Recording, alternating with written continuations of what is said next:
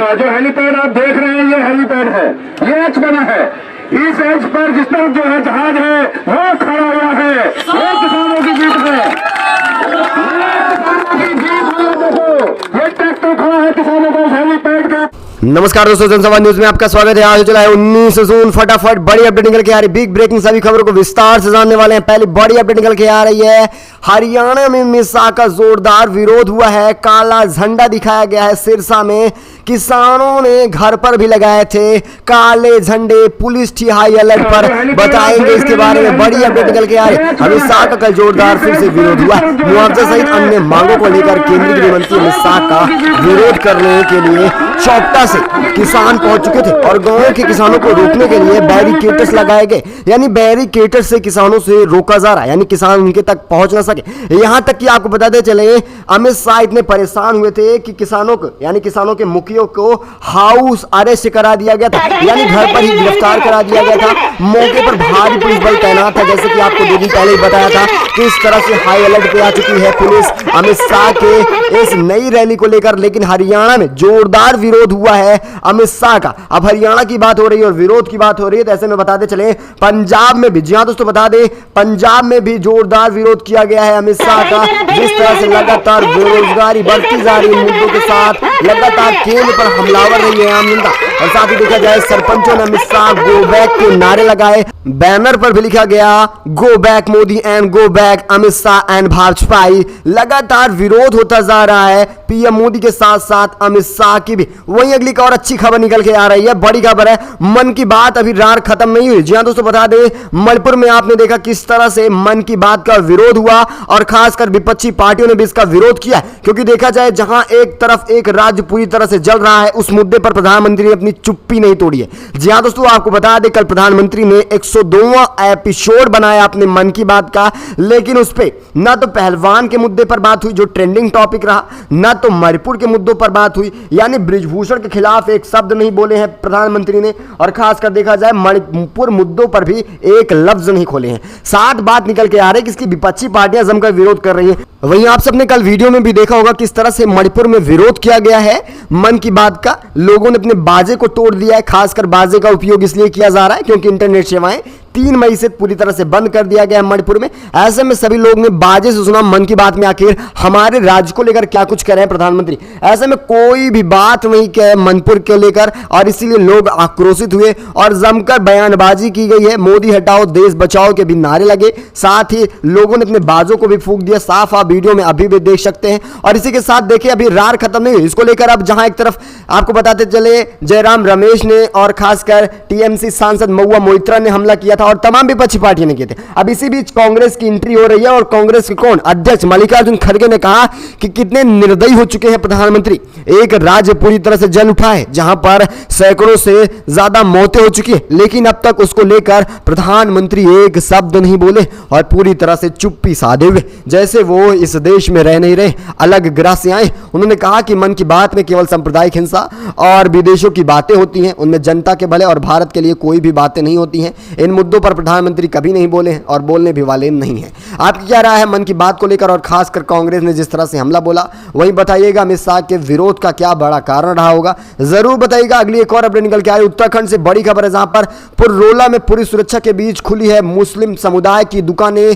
बड़ी अपडेट निकल के आ रही, पहली बार धामी सरकार अपनी बातों पर खरी उतरी है। उत्तराखंड के उत्तरकाशी के पुररोला में धारा 144 हटने के बाद कुछ शांति दिखाई दे रही है। धीरे धीरे जीवन पटरियों पर आ रहा है। वहीं पुलिस सुरक्षा के बीच 23 दिन बाद फिर से मुस्लिम दुकान खुली है और देखा जाए खासकर मुस्लिम समुदाय को सुरक्षा दी जा रही है। वैसे देखा जाए हर एक मुस्लिम दुकानों पर अभी भी पुलिस बल तैनात है। खास देखा जाए नाबालिग लड़की से शुरू हुआ मुद्दा किस तरह से सांप्रदायिक हिंसा में बदला, आप सब में देखा। मुस्लिम कर हिंदू संगठन ने सभी महापंचायत करने का ऐलान किया, लेकिन हाईकोर्ट ने इसकी इजाज़त नहीं दी। लगातार मुस्लिमों के ऊपर उत्तराखंड से लेकर खासकर देखा जाए मणिपुर में भी मैतेई और कुकी के बीच हिंदू मुस्लिम की ज़्यादा सांप्रदायिक हिंसा है। और कुकी मैकेई समुदाय एक खासकर समुदाय आता है, इसका नाम दिया जा रहा है, लेकिन जहाँ देखा जाए कुकी खासकर मुस्लिम समुदाय से आ रहे हैं, मैतेई हिंदू समुदाय में आते हैं, वहाँ पर भी यही बड़ी वजह रही हिंसा की। कोल्हापुर महाराष्ट्र में देखा जाए खास हिंसा रही हिंदू मुस्लिम की। उत्तर प्रदेश की बात न की जाए, हर रोज़ एक खबर निकल के आती है, कोई मस्जिद में मारा गया, कोई दरगाह पर बुलडोजर चला है, ऐसी तमाम खबरें निकल के आती हैं। और एक बार फिर उत्तराखंड में कुछ जिस तरह से माहौल इस समय दिखाई दे रहा है, कुछ शांति वाला माहौल बताया जा रहा है, लेकिन ये सब गोदी मीडिया का एक प्रचलन होगा। अंदर गुजरात की तरह क्या कुछ चल रहा है ये किसी को भी पता नहीं है। फिलहाल वहीं एक और बड़ी खबर निकल के आ रही है, अमित शाह को खेल मंत्री बना दीजिए, इन्हें खेल विभाग में भेज दीजिए। मणिपुर हिंसा पर भड़के हैं सुब्रमण्यम स्वामी ने कहा अमित शाह के बस की कोई बात नहीं है, इन्हें केंद्रीय गृह मंत्री के तौर पर नहीं देखा जाना चाहिए, इन्हें खेल मंत्री बनाया जाए, क्योंकि मणिपुर का इन्होंने दौरा किया और खासकर कोई प्रभाव नहीं पड़ा मणिपुर में आज भी लोग मर रहे हैं। ऐसे में उन्होंने कहा कि मणिपुर के हालात के मद्देनजर बीजेपी नेता यानी बीजेपी में फूट देखने को मिल रही है।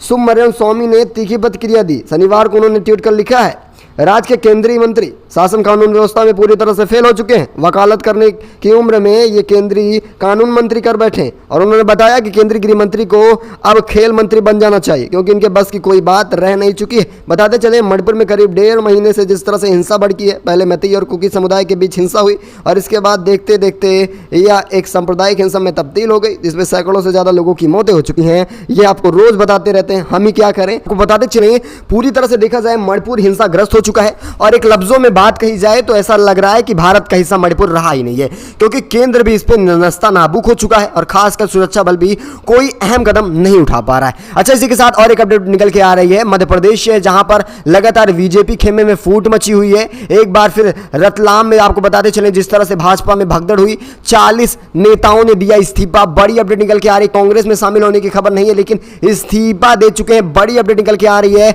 आपको बताते चले प्रियंका गांधी के दौरे के बाद लगातार मध्य प्रदेश में घमासान मचा हुआ है।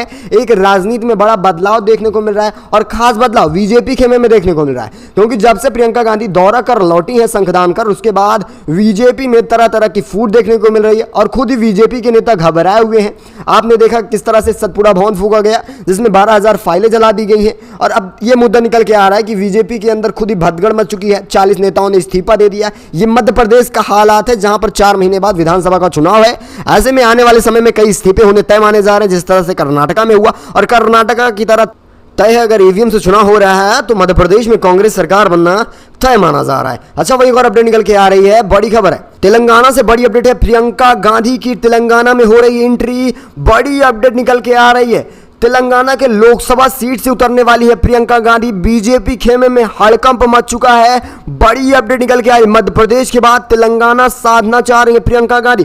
पूरी तरह से सोनिया गांधी की जिम्मेदारी प्रियंका ने उठाई है। लोकसभा चुनाव में कांग्रेस पार्टी प्रियंका गांधी को तेलंगाना के मेडक सीट से चुनाव मैदान में उतारने जा रही है और बड़ा प्लान भी बनाया गया है। प्रियंका गांधी के फेस वैल्यू को देखते हुए बड़ा कदम उठाया जा रहा है। प्रियंका गांधी के तेलंगाना से चुनाव लड़ने की अटकलों पर कांग्रेस नेता अंतुला मदन मोहन का कहना है कि प्रियंका गांधी इस बार तेलंगाना की सीट से लड़ने वाली, वो भी मेडक सीट से लड़ेंगी और खास कनेक्शन रहा है देखा जाए मेडक सीट से, क्योंकि यहां से प्रियंका गांधी की मां भी उतरी थी और खासकर यही वजह है कि प्रियंका गांधी फिर से यहीं अपनी नई चुनावी और नई राजनीति का नया संशोधन करना चाहेंगे। आप इसे किस तरह से देख रहे हैं? तेलंगाना में भी कांग्रेस सरकार बनना तय माना जा रहा है। अगर ईवीएम निष्पक्षता से चुनाव कराया जा रहा है तो अपनी राय जरूर बताइएगा। अगली एक और अपडेट निकल के आ रही है, बड़ी खबर है, समान नागरिक संहिता पे लगातार देश भर में बवाल मचा है। एक तरफ देखा जाए हिंसा का बवाल है तो दूसरी तरफ समान नागरिक संहिता पर अगर देखा जाए, कल मन की बात पर प्रधानमंत्री इस पर भी कोई बातें नहीं की हैं,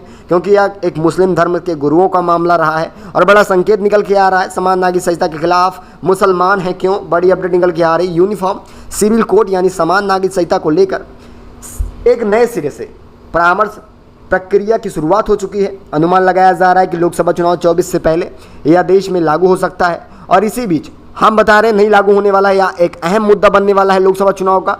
ऐसे में अटकलें जो लगाई जा रही है कि लागू होगा या नहीं, लागू नहीं होने वाला है, लेकिन जो खबर निकल के आ रही है आपको बताना चाहेंगे, यह दावा किया जा रहा है कि लोकसभा चुनाव से पहले लागू हो जाएगा। इस बीच जमीयत प्रमुख असरत मदनी का यूनिफॉर्म सिविल कोड को लेकर बयान आया।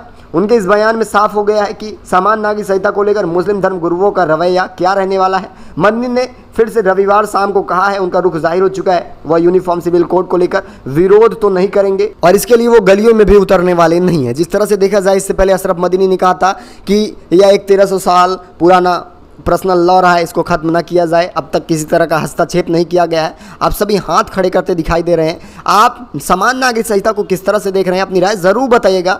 वैसे लागू होना चाहिए या नहीं, ये भी बताइएगा। अगली एक और अपडेट निकल के आ रही, बड़ी खबर है, हम नहीं हैं नामर्दों की औलाद। बीजेपी पर भड़के हैं उद्धव ठाकरे, बोले मणिपुर में हिंसा बचा कर दिखाओ तब हम जाने। प्रधानमंत्री को खुला चैलेंज दे रहे हैं उद्धव ठाकरे। बड़ी अपडेट निकल के आ रही। शिवसेना के नेता उद्धव ठाकरे ने रविवार को मुंबई में एक जनसभा को संबोधित करने के दौरान केंद्र सरकार पर जोरदार प्रहार किया। उन्होंने इस दौरान शिंदे गुट पर भी निशाना साधा। महाराष्ट्र के पूर्व सीएम से कहा कि आप सभी के उत्साह को देखकर मुझे बहुत खुशी मिली। मेरे पास कुछ भी नहीं है, ना पद है, ना चिन्ह है, फिर भी आप सब मेरे साथ हैं। जो वहाँ पर लोग रहे, जो लोग हमारे साथ हैं, उनके लिए हम जान देने को तैयार हैं। जनता की बात सुनने के बाद उद्धव ठाकरे ने फिर बीजेपी और केंद्र पर करारा निशाना साधा। जनता से बात करने के बाद उद्धव ठाकरे ने खासकर प्रधानमंत्री और बीजेपी पर करारा निशाना साधा। उन्होंने कहा बीजेपी के पास सिर्फ इस समय दो चीजें बची हैं, केवल और केवल ईडी, सीबीआई और सांप्रदायिक हिंसा। खासकर देखा जाए तो मणिपुर सांप्रदायिक हिंसा की आग में झुलस रहा है और खासकर वहां पर अब तक प्रधानमंत्री चुप्पी नहीं तोड़े और खासकर वहां पर न तो हिंसा को कम करने में किसी तरह का काम किए। और खासकर उन्होंने कहा कि हम नामर्दों की औलाद नहीं है, आप हमें ताकत देते, मणिपुर में हमारी सरकार होती तो हिंसा भड़क नहीं पाती जिस तरह से आप मुख्य दर्शक बनकर मणिपुर हिंसा को देख रहे हैं। अगली एक और अपडेट निकल के आ रही है। बड़ी खबर है, मोदी शाह को पसंद नहीं है इसलिए आरएसएस को खुश करना चाह रहे हैं गडकरी। बड़ी खबर निकल के आ रही है और यही वजह है कि वो कांग्रेस पर भी बड़े बड़े तंज कस रहे हैं और इनका कहीं भी ठिकाना नहीं लगने वाला है, ये पूरी दुनिया को पता चल चुका है। केंद्रीय मंत्री नितिन गडकरी ने कर्नाटक सरकार द्वारा बीडी सावरकर से जुड़े चैप्टर को पुस्तक पर हटाए जाने को गलत बताया है। नितिन गडकरी ने अब उन्होंने कांग्रेस पर पलटवार करना शुरू किया है। उन्होंने कहा कि ये आरएसएस की इमेज खराब कर रहे हैं, ये आरएसएस का इतिहास हटा रहे हैं। अगर इनसे पूछा जाए जो प्रधानमंत्री ने इतिहास में बड़ा बदलाव किया वो क्या कर रहे हैं, जो म्यूजियम जवाहर म्यूजियम का नाम बदला गया, प्रधानमंत्री म्यूजियम किया गया, वो क्या किया गया, इनसे सवाल पूछा जाए तो इनके पास कोई जवाब नहीं होगा। दरअसल अगर देखा जाए कर्नाटक की कानून व्यवस्था पूरी तरह से बदल रही है और वहाँ पर शिक्षा को लेकर भी काफ़ी बड़े काम किए जा रहे हैं। इससे अब नितिन गडकरी को परेशानी हो रही है। ऐसे में देखा जाए कर्नाटक में कल आपको बताया कि अब संविधान की प्रस्तावना पढ़ाना अनिवार्य हो चुका है और खासकर सरकारी संस्थाओं पर भी इसकी एक फ़ोटो लगने वाली है और एक बड़ी और एक अलबेली रणनीति है कांग्रेस की, खासकर संविधान में जागरूक करने को लोगों को, क्योंकि संविधान के बारे में जानेंगे तभी अपनी आवाज़ उठा पाएंगे और यही वजह है कि बीजेपी इन सबसे परेशान हो रही है। वैसे आपकी क्या राय है, अपनी राय कमेंट के माध्यम से ज़रूर दीजिएगा। इससे पहले the Kerala story, Kashmir files, 72 हूर, अब एक और बड़ी फिल्म निकल के आ रही है आदिपुरुष। इस पर भी फिर से राजनीति शुरू हो चुकी है और हिंदू के भावनाओं को फिर से अपमान हुआ है, फिर से उनकी भावनाओं को ठेस पहुंचाया गया। एक बार फिर मुद्दा कोर्ट तक पहुंचने वाला है और एक बार फिर से इसमें डिस्क्लेमर लगने वाला है। यानी कोई भी फिल्म हो वो राजनीतिक मुद्दा बन रहा है और राजनीतिक तौर पर उसे बनाया भी जा रहा है।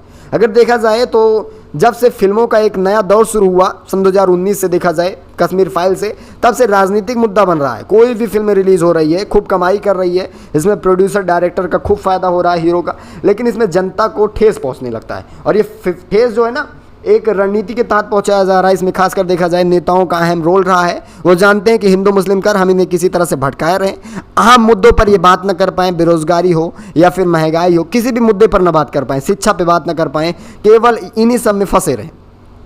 आपको बताते चलिए अभिनेता प्रभास और कृति सेन की हाल में फिल्म रिलीज हुई आदिपुरुष के कुछ डायलॉग पर अब कानूनी शिकंजा कसने वाला है। वहीं अब प्रोड्यूसर कहने जा रहे हैं कि हम डायलॉग को भी बदलने वाले हैं। अगर इनको भी पता था कि डायलॉग ऐसा रहा, जब बदलने की ज़रूरत है तो पहले क्यों नहीं बदल दिया गया। कानून व्यवस्था या न्यायालय तक पहुंचना, एक केस बढ़ाना ज़रूरी था। अपनी राय ज़रूर बताइएगा, क्या सारी फिल्मों को कानूनी मुद्दा बनाकर या फिर राजनीति के तौर पर बनाया जा रहा है, अपनी राय ज़रूर दीजिएगा। अगली एक और अपडेट निकल के आ रही है। दिल्ली पंजाब फतह करने के बाद राजस्थान के फिराक में है अरविंद केजरीवाल, शंखदान करने जा रहे हैं। बड़ी अपडेट निकल के आ रही है। देश में जनतंत्र खत्म हो रहा है। जहाँ एक तरफ कांग्रेस लोकतंत्र की बात कर रही है, वहीं दूसरी तरफ अब केजरीवाल जनतंत्र की बात कर रहे हैं। केजरीवाल ने मंच से लोगों को कहानी सुनाई। उन्होंने कहा कि चौथी पास राजा की कहानी आप जितना प्रचार प्रसार में देखेंगे उतनी ही देश की तरक्की होगी। यानी उन्होंने एडवर्टाइजमेंट की बात की है, किस तरह से आपको आंकड़ा बताया था प्रधानमंत्री का, नहीं सुनोगे तो फिर से सुन लीजिए। आपको बताते चलें प्रधानमंत्री सन 2014 से अब तक 23 अरब रुपए एडवर्टाइजमेंट में खर्च कर चुके हैं। यानी कि आप देखते होंगे अखबार में पहली फोटो प्रधानमंत्री हाथ जोड़े खड़े रहते हैं, मुस्कुराते खड़े रहते हैं, हाथ दोनों बंद किए खड़े रहते हैं। इन सब पे 23 अरब रुपए प्रधानमंत्री खर्च कर चुके हैं।